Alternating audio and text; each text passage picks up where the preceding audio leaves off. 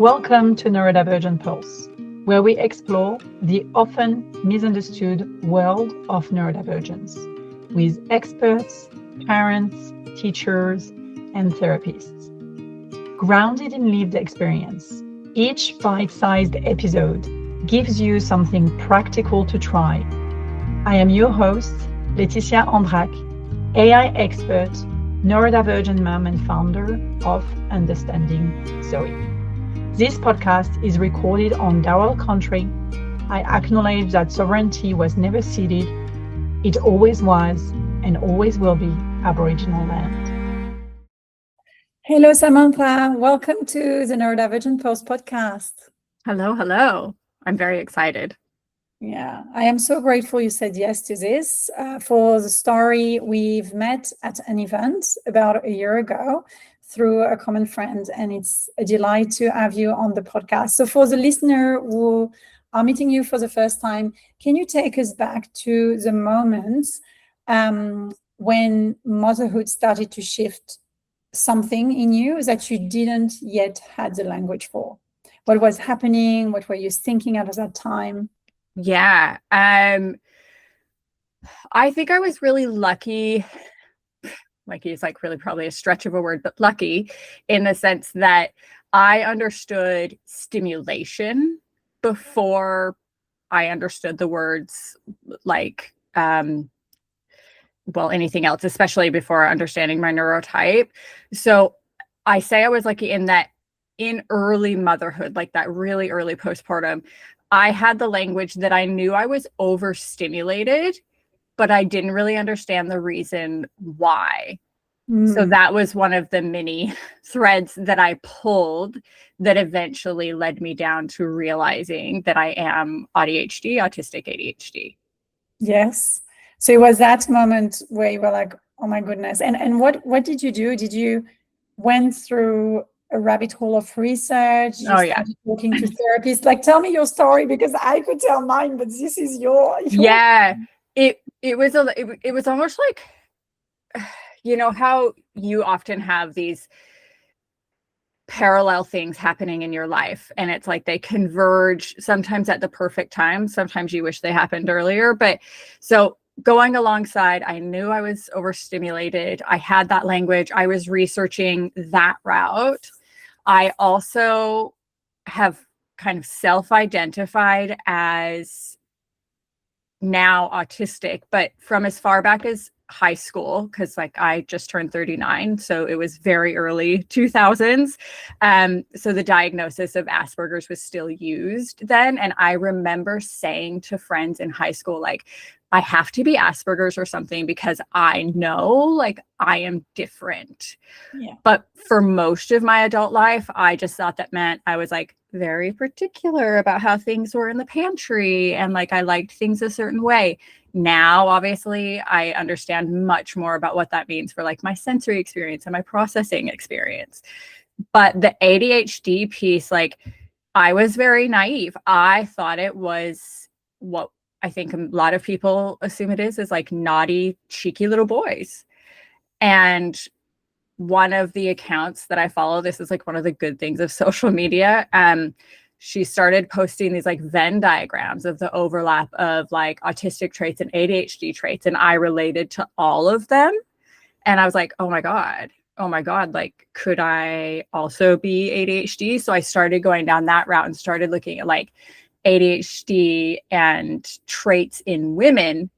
And it really was the missing piece that made like my whole life make sense, but specifically made motherhood make sense. And understanding, like I said, more about the sensory side of me being autistic, those components together made me realize why I was struggling so much in motherhood, why I felt like all of the other moms around me, even though they had their struggles, but like they were getting by. And I felt like the older my daughter got, the harder it got for me, which now, right, we understand like executive function. And I'm like, oh yeah, because once she started solids, that's another executive function demand. Once she started being mobile, that's another executive function demand. I get it now, but at the time, like, it's not an exaggeration when I say it was life-saving. to have that realization, because I would just sit and cry to my partner saying, like, I'm inept as a mom. Like, I don't know why I can't cope the way that other moms do. And I think one of the tipping points for me that made me realize, like, no, there has to be something else, because it can't be like this for everyone. But I was standing in the kitchen and talking to my partner, and I said, like, there is no way it is this hard for everyone else, because humanity would not exist anymore, because no one would do it more than once. Mm. Mm. Thank you for sharing that, Sam. Feel really seen in that. So you mentioned some elements of the daily lived experience of an AuDHDer in motherhood and what it looked like in practice. And it's not something you find on Instagram, most of the time, unfortunately. But what are the other things? I love what you mentioned around executive functioning and how it pile up. And it's true that there is a saying that I just despise when people are coming and telling me it's going to get easier, when actually for me, I find that it's getting harder and harder. So I'm like, can you stop telling me that it's going to get easier, because I don't believe you anymore, But what are the other things in a daily lived experience that you experience yourself? Or I know you mentor, you coach so many mothers through AuDHD. So do you want to share a bit more of those experiences that you've witnessed, so that the listener who may not have feel seen with that executive functioning could find themselves in other experiences? Yeah. I mean, I think at the end of the day, a lot of it still is executive functioning, but we put it into different buckets and we think of it in different ways. But things like having different sensory experiences, like my daughter and I, we're both AuDHD, but we are polar opposite sensory profiles. And that means a lot of the time it is this, like, I say fine balance, but there's really no balance of, like, trying to have both of our sensory needs met and not exceeded. And it is like this hair fine line that we try and walk, and it doesn't go well most of the time. Like, one of us is overstimulated, normally me, one of us is understimulated, normally her, and we're just trying to, like, get by.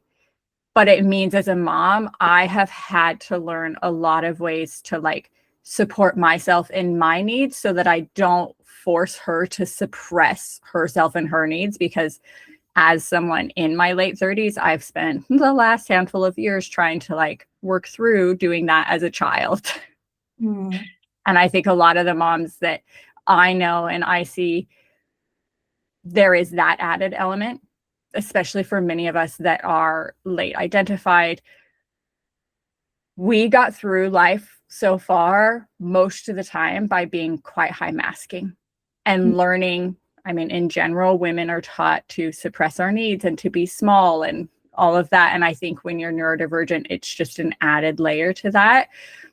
And when you finally understand you're neurodivergent and you are trying to, like, own that and embrace it, it comes with this added complication of, I don't even understand what my needs are. Like, I have suppressed them for so long. I don't understand what my needs are. I don't know how to ask for help. Even though I need help, like, I can't identify and articulate what I actually need help with. Mm. Yeah. And this is actually a beautiful segue to another question that I really wanted to ask you. We know that more and more women are late assessed, late diagnosed, and through the journey potentially of their children. So AuDHD in mothers really happen. You also have other phases in life through matrescence, but also through perimenopause and menopause, where you tend to maybe unmask a bit more. So you tend to learn a bit more about yourself. But there is often this grief that's coming. And what has been your experience, and what would you like to share with the listener about how can we sit with that grief without letting it be the whole story? Oh my gosh, I wish I knew earlier. I've had that as well. So it's like, how do we move through that while acknowledging it? I mean, there's always going to be the grief, right? It's the same when you know, for people who have unfortunately lost parents really early, really young in their life, there is always that element of like, what if were still around? What if that was still there? I think trying not to pretend that there's grief is a big part of it, but also looking at kind of the example of, all right, that happened, that's the past. It's really unfortunate. It really, really sucks. Like, I wish the system better understood us and better identified us, but it didn't. But what we can do to kind of take that power back is we can advocate, either if it's just for ourselves, like if you are very low capacity, zoom it right in. Maybe it's just for you, maybe it's just for your kid. If you have the capacity, advocate on the broader scale. And that might literally just be talking a bit more openly with your friendship group about what your experience is.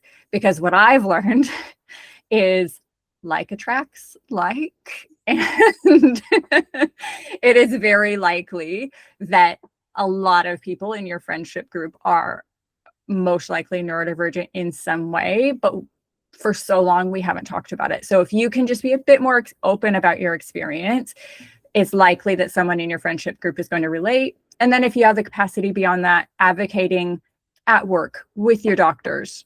If you feel like going on social media like I felt compulsed to do, then do that. But understanding that the grief is always going to be there, but we can start to try and change the systems now that we are adults, now that we do have control and say and power, and we can shape that. And honestly, for me personally, I have realized that there is a lot of healing that comes in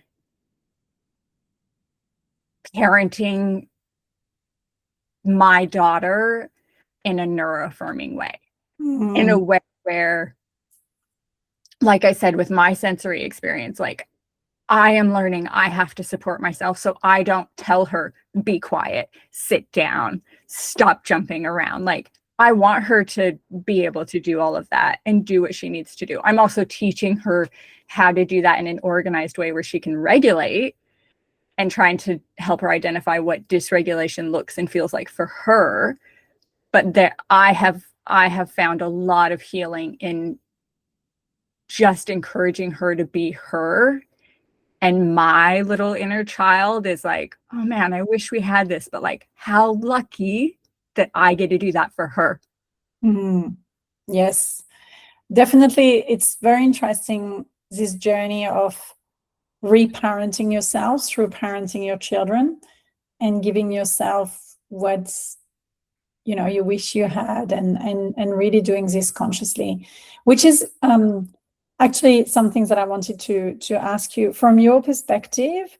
Why is it often through motherhood that everything cracks open and we get to finally discover our true self in some ways, when actually through childhood, school, or career, we didn't pick up on our own neurodivergence, or no one picked it up? What do you think from your own work and your own experience? What is this secret recipes that happen at that moment? I think a lot of it is the executive function piece, the piece that when you add another human into your sphere, that comes with a whole slew of executive functions. Plus, you don't have any off days. You don't have, like I had before my daughter, I had what I would refer to as like sloth days, where I would just like be in comfy clothes and watch TV and chill out and like do nothing. That doesn't happen now.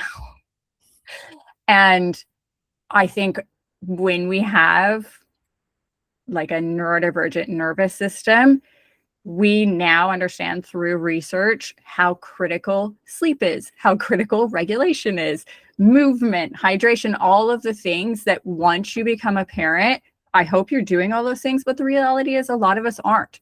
And it becomes hard. And like, so for me in that very early postpartum, my daughter was a little koala baby. I could not put her down. We bed shared. We still bed share. She's 5 years old. And like, when she was very, very young, she was attached to me 24 hours a day. And that meant that I was chronically dehydrated. I was waking up at some points every 20 minutes because she was breastfeeding on demand.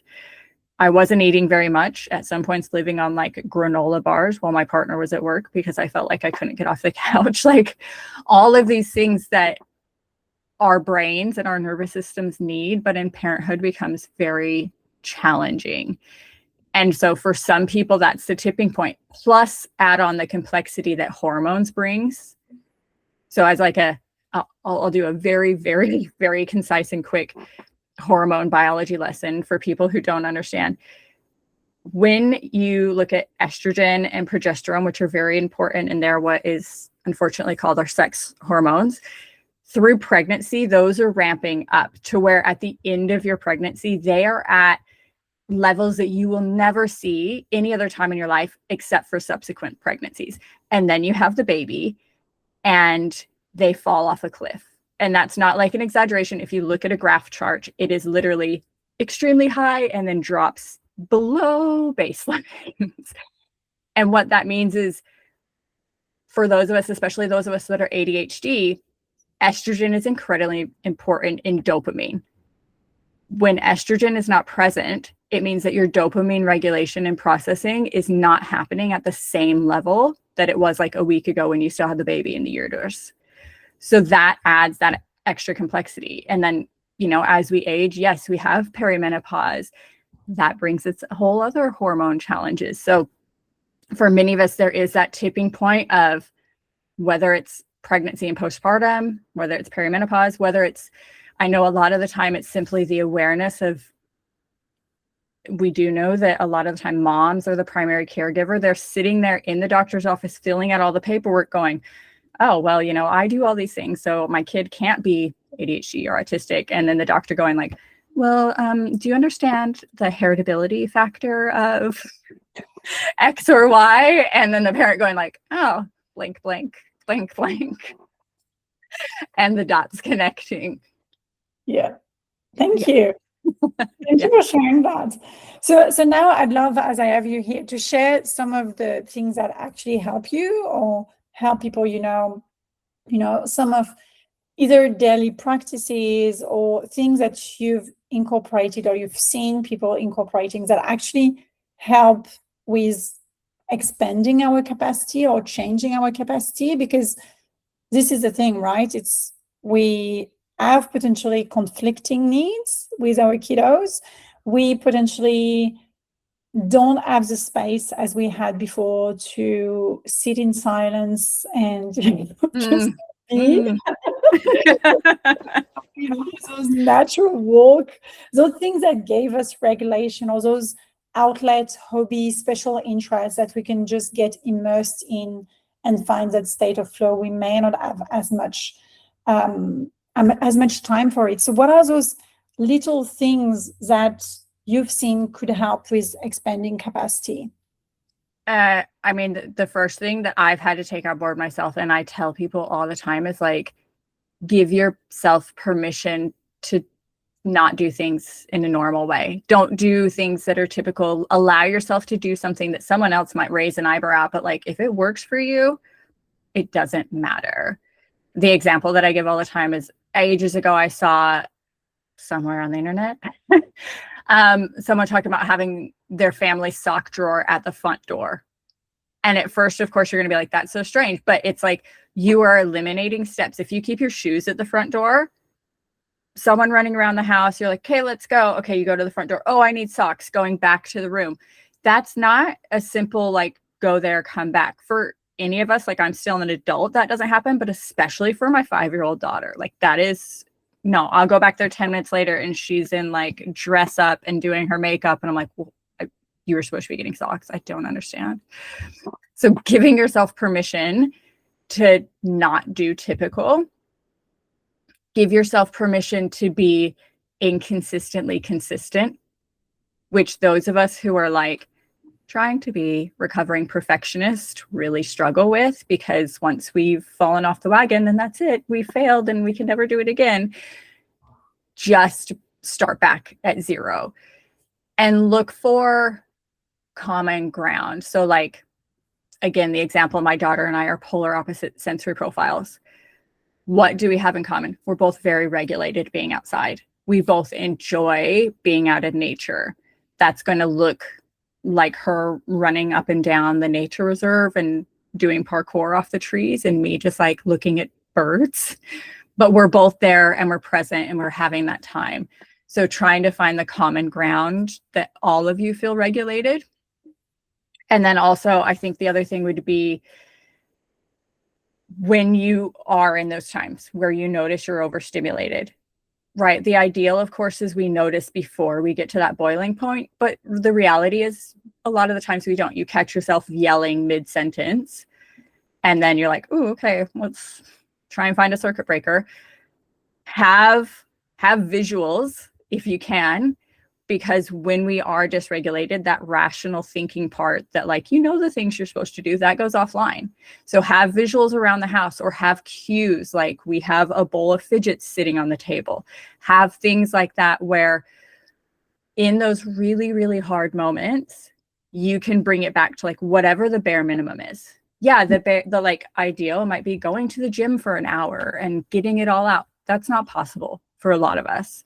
So can instead it be putting my back against a wall, stepping outside, maybe if there's sunshine, maybe not a day like today, you know, like coming back to those really, really, if I can do nothing else, I can do this things, and reminding yourself that like sometimes that's enough. And sometimes that's going to be the difference of like having a meltdown or getting through the day. Yeah. Thank you for sharing that. And definitely the simplicity always works. And love the common ground, because this is something same with us. We go by the ocean, we just have a different experience. Yeah. I'm sitting in the sand and I'm looking, you know, at the little different shells and collecting them and so on, whilst the girls may be running up and down the beach with a dog and going in the waves. And yeah, we all have a good time. Yeah. We'll find what we need. I just wanted to be there for a minute. So some things that I would love to ask you, because that's potentially like a ride I will die on, but all of the things that you had to unlearn from the neurotypical motherhood book, you know, the baby book, as I used to call them, you know, I used to say that I don't have babies that are described in those books, you know. Mm-hmm. So what are the things that you had to unlearn, or that you witness other neurodivergent parents have to unlearn? For us, the biggest thing was sleep. And that my daughter didn't sleep. And I kept trying to explain and understand why she didn't, and why she didn't fit like precisely into those wake windows that everyone talks about, which are made up by the sleep industry, by the way. There are no studies that actually back up wake windows. What most people don't realize is wake windows are actually an average of a range of normal wake times for different ages. And my daughter, unfortunately, just lived at the very, very, very, very end of the low range of those, but no one told me that. And so when I was driving myself crazy trying to figure out why she wouldn't sleep, why she was waking up every 20 minutes, it took me zooming out and understanding that all the things I knew about human biology before becoming a parent that I somehow forgot, I needed to remind myself that she was just a tiny human and she has the same biology I do. And of course, if she has massive naps during the day, she's not going to be tired enough to sleep at night. So I really, in some ways, am so glad I had the internet as a parent, but in some ways I wish I parented before the internet, because I feel like it would have eliminated a lot of problems that I came up against. Yeah. Oh yeah, the sleep, the expectation of your baby sleeping through the night, which still doesn't happen for us. So it's like, you know, 10-year-old and still not. So this is the thing. It's like those neurotypical expectation. And indeed, you know, the sleep time, the food also, you know, the diversification and how it should happen. If you have kiddos with feeding differences, it's like, oh my gosh, so many things that we have to unlearn.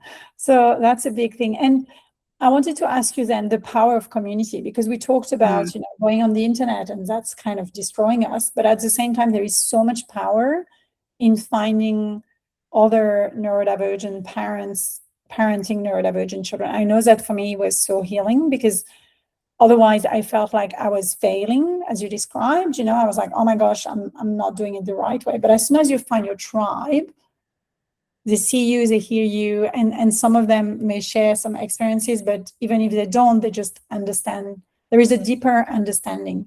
So what do you find from your experience in those groups that you facilitate, that you witness, through workshops and all the work that you do? What is different between coming into a group compared to going and seeing a therapist by yourself, compared to reading a book by yourself? What is the difference in those?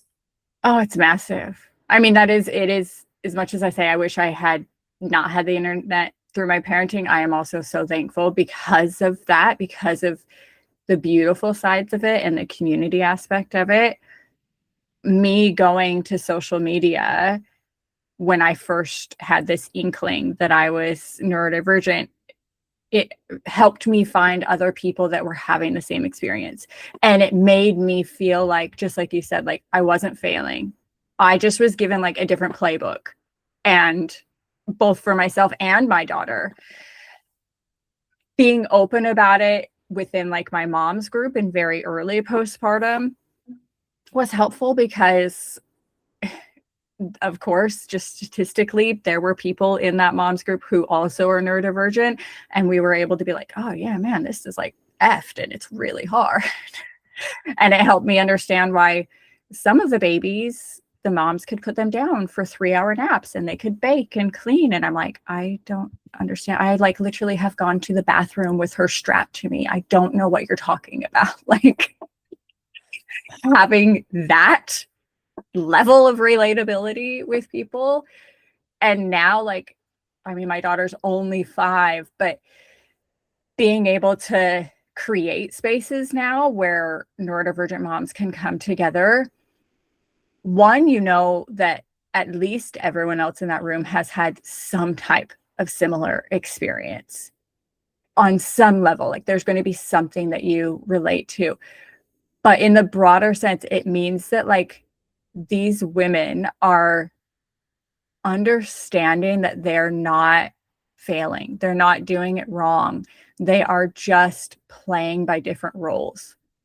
Yeah. And it is so reassuring, I think, both as a facilitator, but also as a mom who feels like that like, I think we all need that reminder that a lot of the systems, I guess I'll probably go as far to say all of the systems and the environments that we exist in, we're not made with our brains in mind. We're not made with our nervous systems in mind.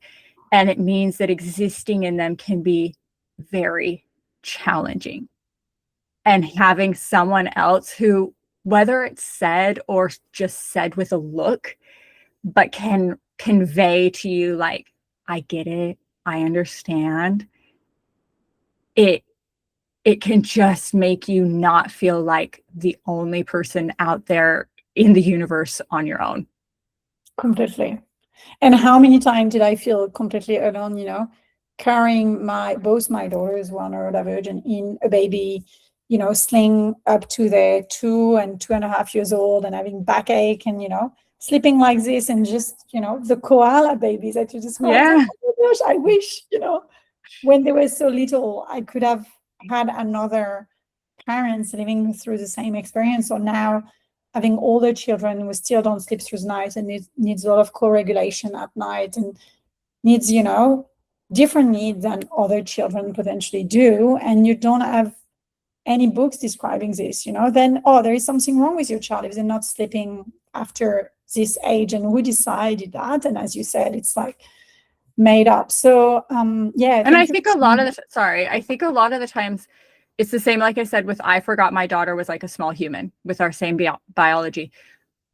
If we look at evolution, evolutionarily speaking, it is only like a blip on the timeline where we have been sleeping individually, where we have been putting our children at maybe weeks or months old in a separate room.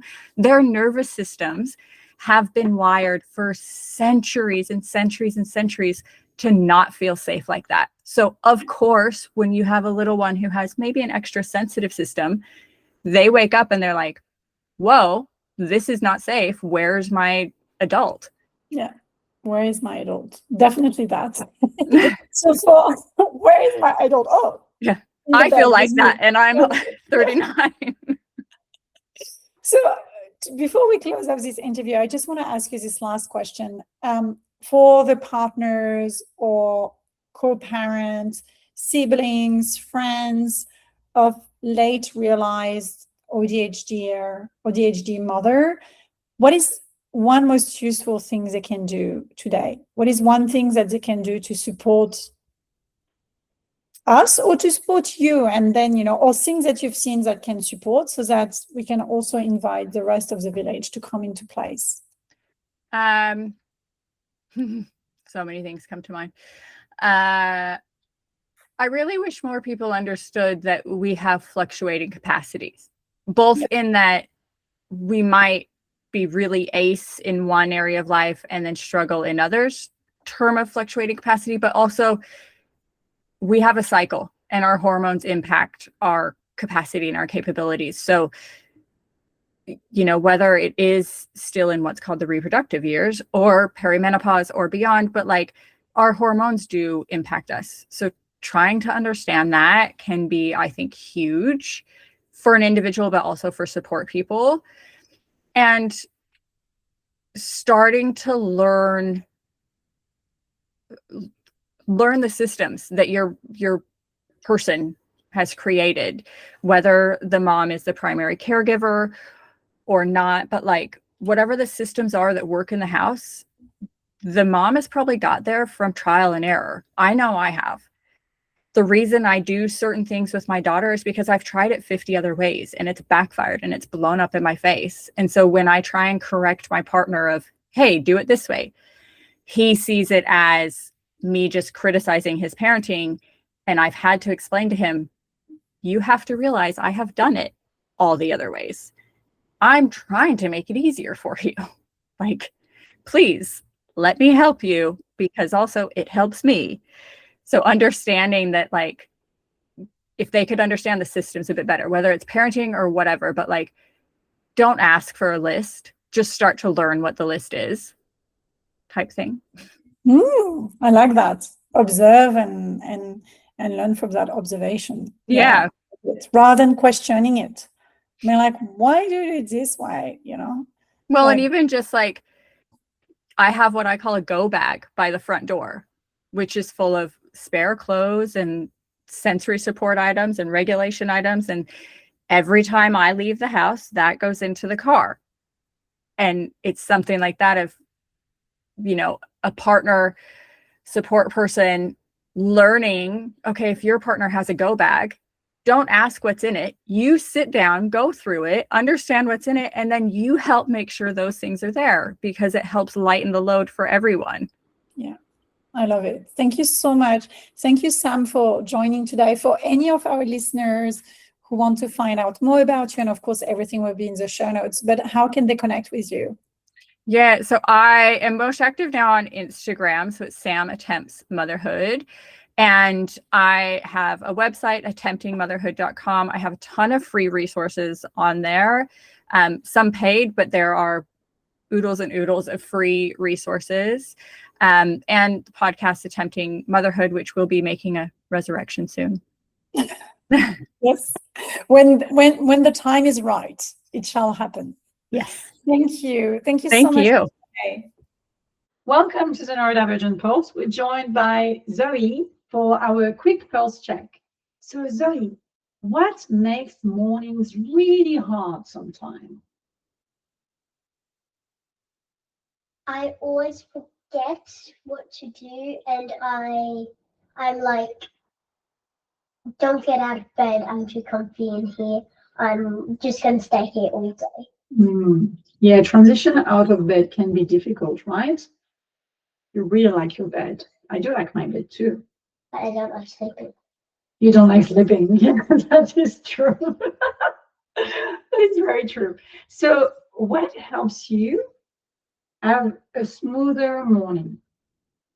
When I get up slowly, I brush my teeth, I go down for breakfast, and I go to school ready for the day. Those are smooth morning when you know what you have to do in which order, right? Yes. And if you could have a perfect morning, what the perfect morning would look like for you? It would be staying in bed for like 30 minutes. Yes. And then getting out of bed quietly and going down to eat breakfast and coming back up to brush my teeth. Then watching a little bit of TV, then going to school. That. Maybe you can try this. Watching TV. Yeah, watching TV in the morning. Would you like to do that? Yes. Okay, we'll explore this. Thank you, Zoe, for joining us on the Neurodivergent Pulse for your quick pulse check. That's a wrap for Neurodivergent Pulse. If this helped, follow the show and leave us a quick review on your favorite platform. You can even share this episode with someone who needs it. You can learn more about our platform at understandingzoe.com. Thanks for listening.